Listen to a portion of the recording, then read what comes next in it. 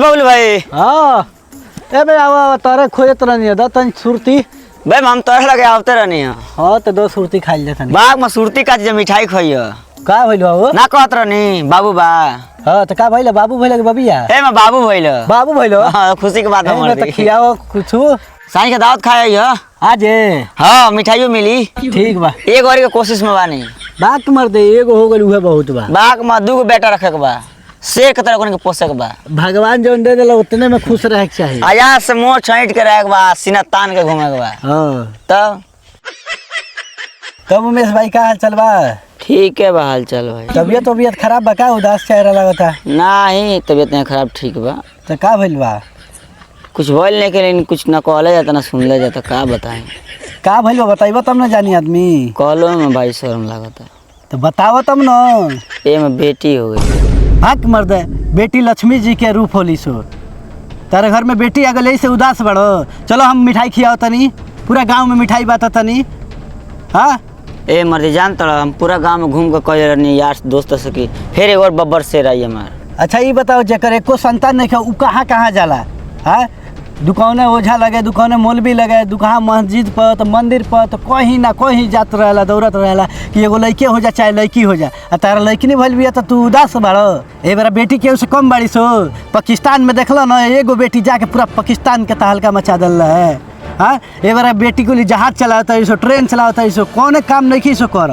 हाँ कोनो डॉक्टर बनता तो कोनो इंजीनियर बनता तो कोनो AIS बनता वकील बनता कितना तक के गिनाई तू मर्द हे तर बतियाओ तोरा बेटी हो गई तो जान तर पार्टनर का बात बा गाँव नगर दोस्त यार से कह दिले बनी जबान दे दिले बनी जान लो हमके दूगो बब्बर सेट तो चाहिए भाग मर्द जितना औकात रहेला उतने काम करे के चाही।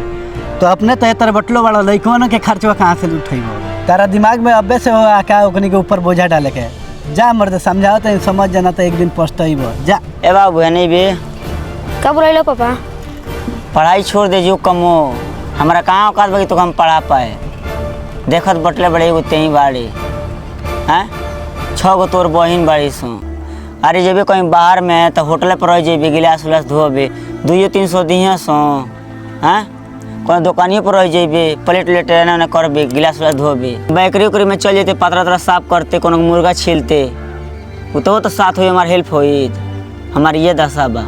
पापा पढ़ा देता तो नौकरी को भी मिली तुम। ए बाबू गरीब आदमी कहाँ से नौकरी मिली नहीं मिली नौकरी ए पर इतने हमारे लड़कों को तनी समझा देती है जितना नौका लड़का युवा बड़े से तरह बातियाँ माने ले सो का भइल बा ए मारे जावता घर दिन भर घूमता कमाए जाते नहीं खे। हे प्रधान जी लइकवा में गलती नहीं है बोला के पूछी ओकरा से का सही बा का गलत बा। अच्छा बुलाओ का बात बा। नमस्कार प्रधान जी। अरे नमस्कार का हाल चल बा सब ठीक बा कब अइला वो हो गए 20 दिन आइले। अच्छा सब बढ़िया बा ना सब बढ़िया बा कमाई धमाई भइल हाँ भइल चल चुनाव एक महीना रह बा निकल जाए बा उहे तो सोचता नहीं सगर जाना कि फेन से प्रधानी लिया दे ग्रुप आइल बा अच्छा चलो ठीक बा तो हई तैयार बनन भेजे के तो उहे तो हम मानते नहीं खन ओई खातिर बोलला जे बाबू के समझा दो जाओ कमाए इनकर तो दिक्कत जब आवनी तब कहेला। हाँ। मान ली हम 2 साल के बाद आइल बनी बाहर से अच्छा तब इन 20 दिन भइल तले कहता ना बाहर जो हाँ आ हर बेर आवनी ते के कहेला तोर 6 गो बहिन बाड़ी सो ना कमैबे तो के तरह ओकनी के शादी होई जो कमो तबे न शादी होई जब आवनी तब यह कहेला। अच्छा प्रधान जी ये बताई है जे के नहीं जानत कि हम 8 साल के रहनी तबे बाहर गइल बनी तब से कमानी हम आ कौन कौन हालत हम नहीं झेल ले पत्तल धोले बनी गिलास ले धोले बनी और जो गाड़ी दिया सो तो चुपचाप रहे के क के काम एगो सीखले बनी तो पैसा कमानी आ 2 साल के बाद 3 साल के बाद आवनी तो सर कहलन बाहर जो 10-15 दिन में आ हरदम आवनी तो एक एगो डायलॉग मारलन जो नीमन से कमेबे तो नीमन से खाए ले या तोर 6 गो बहिन बाड़ी से तो नीमन से शादी होई।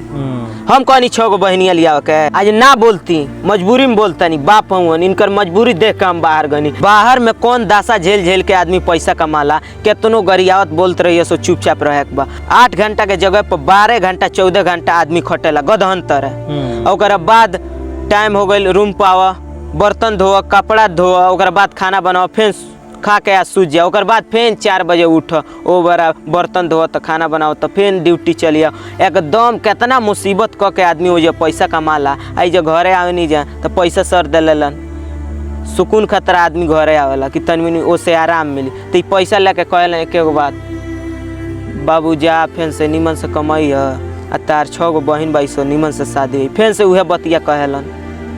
आ हमारा साथे लइका जौन ये जो घूमत रहलसन एबारा नौकरी करेलसन, कुर्सी पर बैठेलसन। हमार किस्मत फूटर है कि धरती पहनी तब से बाहर कमाए लगनी।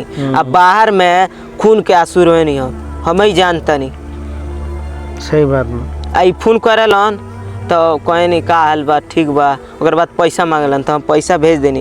ओकर बाद कहे नहीं गाँव में यारवा के शादी बा, आओ तनी घरे। तो कहलन का अइब, बढ़िया से कमाई है वही खई है आ तार 6 गो बहन भाई से ओकनी के शादी करे के बा। अच्छा फिर ओकर बाद त्योहारों कोनो पड़ेला तो ओ बार फोन करनी आओ तनी त्योहारवा पे घर है। तो कहलन पैसा बा तो वही जे त्योहार बा आ तू जानता बड़ा तार 6 गो बहन बड़ी सो ओकनी के शादी कर। फिर उहे बतिया कहलन आज उहे कहतारन जाके। ठीक बा, जा तू जा समझ गनी, जा खिसियाइल ना जला। ये प्रधान जी लइकवा सही कहता, लइकवा बहुत तकलीफ में बा।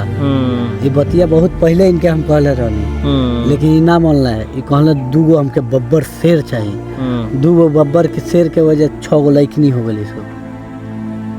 गजब आदमी बड़ा हो तब पतल लइको में गलती बा। बताओ कितना तकलीफ में बात तार लइको बा, तार नहीं के समझ में आओ। आ वह बात झलता खर्चा तारा मान के तो नहीं रहलो। आ तू कितना बेवकूफ़ी कैल आज कहे के पड़ता हमारो। औकात रहबे ना कैल इतना लड़का पैदा कैला का जरूरत रहे। ता खुद सोचो हई जौन घड़ारी भर बा जंगरे कमाई बा तारा ओकरा बुझाइल ना धुन मतलब जे लड़का के चक्कर में 6 गो लड़के पैदा कर दलो। आज कितना कष्ट में बतिया कहता तारा समझ में आवता। तो शर्म के मारी कमा के देता उन्हें कहले 6 गो बहन ले आवो। ओकरा मुँह छट तरलो। ये सबसे बड़न कमी बा अपना गरीब एरिया में। जितना लोग गरीब होला एकरा बारे में ना सोचेला। ऊपर वाला के दिन से समझ के आवे दावत तो ऊपर वाला के दिन से लड़कियों आवेली सो ओकनी कान लोग अपन समझ के आ ओकनी के अपना के ओकनिए पर सबर कर रहेला। खाली लड़कियों ऊपर वाला के दिन से होले सो, ऊपर वाला के दिन से लड़की ना होली सो। हैं ऊपर वाला के दिन से लड़की आज केकरा से पीछे बाड़ी सो बताइबो। प्रधानमंत्री बनल बड़ी से अपना यहाँ के, मुख्यमंत्री अपना यहाँ के, कौन चीज जज से कौन चीज नहीं खिस बनत लड़की। औकात रहते एगो रहते तो पढ़ा ले रहता। अब पढ़ौले नहीं का मजदूरी न करते कितना तकलीफ में बा।